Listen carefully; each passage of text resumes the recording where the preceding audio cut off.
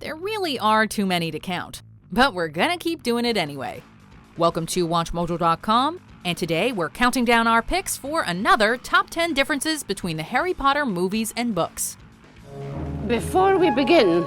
Still waiting on your Hogwarts letter? Then be sure to check out our network-wide Harry Potter week from the 12th to the 18th. In the lead-up to Fantastic Beasts: The Crimes of Grindelwald, Ms. Mojo, WatchMojo, and WatchMojo UK will be releasing a whole slew of new videos about your favorite boy wizard and all the fantastic beasts your non-muggle heart desires, such as Ms. Mojo's top 10 Harry Potter actors who were replaced in the sequels. When in doubt, I find retracing my steps to be a wise place to begin. And WatchMojo UK's top 10 fantastic beasts in the Harry Potter universe. Can we panic now? For this list, we're looking at more staggering differences between the movie adaptations and the novels. These differences can come from any facet, whether they altered character motivations or backgrounds, changed story developments, omitted scenes, and anything in between. If you don't see something you thought should be on this list, be sure to check out our original video of the top 10 differences between the Harry Potter movies and books. Number 10. Book. Harry and Dudley share a goodbye handshake. Movie. No handshake. Character arcs are just as important as flashy cinematic battles. However, it seems as if the movies had no time to devote to the character development of Dudley. The last time we see Dudley, he's packing up the car with Vernon to leave Privet Drive, all without a word or a glance towards Harry. However, this is not the case in the final novel, as he shakes Harry's hand in an act of appreciation and redemption before leaving.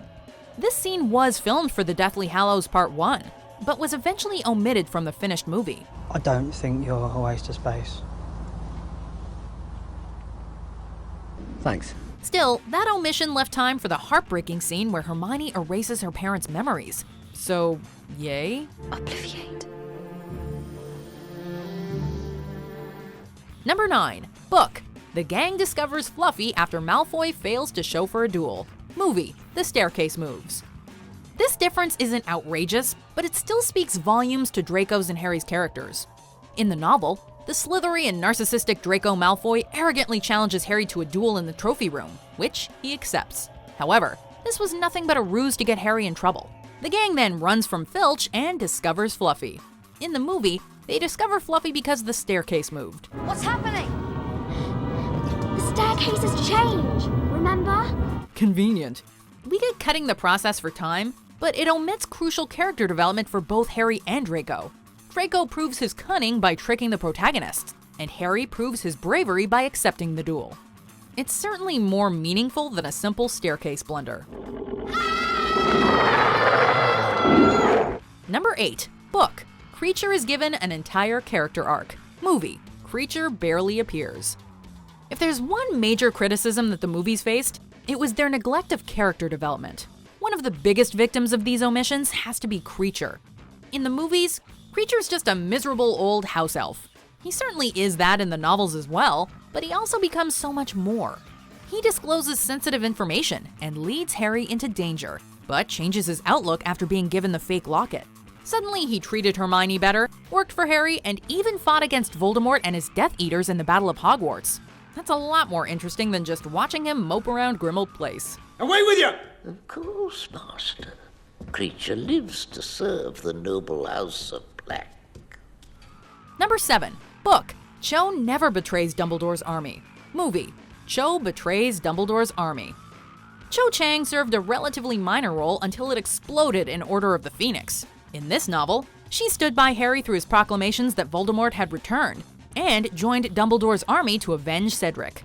She soon grew a somewhat awkward attachment to Harry, but whatever connection they shared was obliterated when she defended her friend Marietta Edgecombe after she betrayed the army. In the movie, it's Cho herself who unintentionally betrays the army, which in turn ruins their relationship. We suppose it all leads to the same place, but it's interesting to note how the film's exclusion of Marietta impacts the character of Cho. Number 6. Book. Rita Skeeter is an Animagus. Movie. There is no mention of her being an Animagus. You two may even make the front page. Rita Skeeter makes an all-too-brief appearance in Harry Potter and the Goblet of Fire, and while the movie retains her slimy personality and journalistic dishonesty, there is absolutely no mention whatsoever that she is an unregistered Animagus. In the book, it's revealed that Skeeter transforms into a beetle to access various locations and obtain juicy information that she then publishes in her articles. Everyone loves a rebel, Harry. This isn't exactly necessary to reveal in the movie, which significantly cuts her character and her defamatory articles, but it's still an interesting character trait that non-readers would never know. Number 5. Book. Harry and Ginny share their first kiss in the Gryffindor common room. Movie. They kiss in the Room of Requirement. The HalfBlood Prince is one of the more polarizing films in the series, to say the least. While many people have defended the movie for its gorgeous visuals, others bemoan the numerous omissions from the novel. For one thing, the entire relationship between Harry and Ginny was painfully rushed, and it resulted in a very awkward on-screen couple. In the movie, Ginny and Harry share their first kiss in the Room of Requirement, without an explanation as to what happened with Dean, rather than in the Gryffindor common room in front of Ron. It results in a relationship that comes across as very boring and hesitant, rather than confident and energetic. Number 4. Book. A lot of time and meaning is given to the HalfBlood Prince. Movie. Who? Okay, the entire movie is named after the HalfBlood Prince. So why is it given all of 5 minutes of screen time? Have you ever heard of this spell? Sectum Sempra. No, I haven't. In the novel, the characters make a huge deal out of the prince, and he becomes a major source of mystery. In the climax, it's revealed to be Snape, who defiantly took the name from his mother, Eileen Prince. In the movie, the prince is barely mentioned, and Snape's admission is completely meaningless. Yes. I'm the Half-Blood Prince. Not only does Snape not yell at Harry for calling him a coward, but we also never learn of the meaning behind the moniker. Are we just supposed to assume that Snape fancied himself a prince or something? Number 3. Book. Dumbledore is given a dark and evil background. Movie. Dumbledore's background is barely mentioned. The Harry Potter series began with a rather black and white outlook on the wizarding world, but the lines were increasingly blurred as the series progressed. Dumbledore trusted me to see this through. What makes you think you can trust him? What makes you think you can believe anything my brother told you? In all the time you knew him, did he ever mention my name? Throughout the final novel, we learn that the otherwise pure and noble Dumbledore had some rather supremacist ideals regarding wizards. He partnered with an extremely dark and powerful wizard named Grindelwald, and the two planned to make Muggles submissive to the superior wizarding race. He also resented his reclusive sister Ariana, and may have accidentally murdered her in a duel with his own brother. My brother sacrificed many things, Mr. Potter, on his journey to find power, including Ariana. These events are quickly glossed over or omitted entirely in the film, and it significantly cheapens and purifies the otherwise complex character of Dumbledore. Number 2. Book. The prophecy may have been about Neville. Movie. This is never explained. The one with the power to vanquish the Dark Lord approaches. And the Dark Lord shall mark him as his equal, but he shall have power the Dark Lord knows not. Chalk Neville up as another casualty of the significant cuts to character development, as one of the most tantalizing aspects of his backstory is completely absent from the films. In the books, it's explained that Neville may have been the subject of Trelawney's prophecy, which instigated Voldemort's attack on Harry.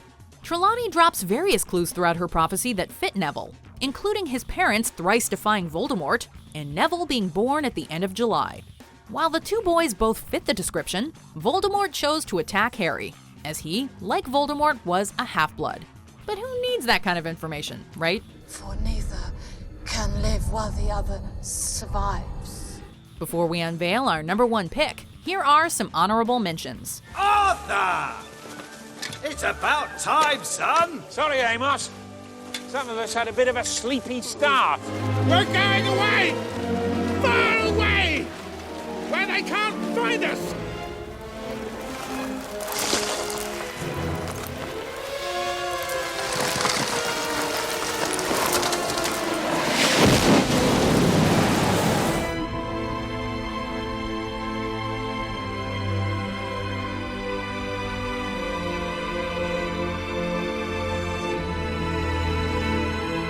Number 1. Book. Ron is intelligent and brave. Movie.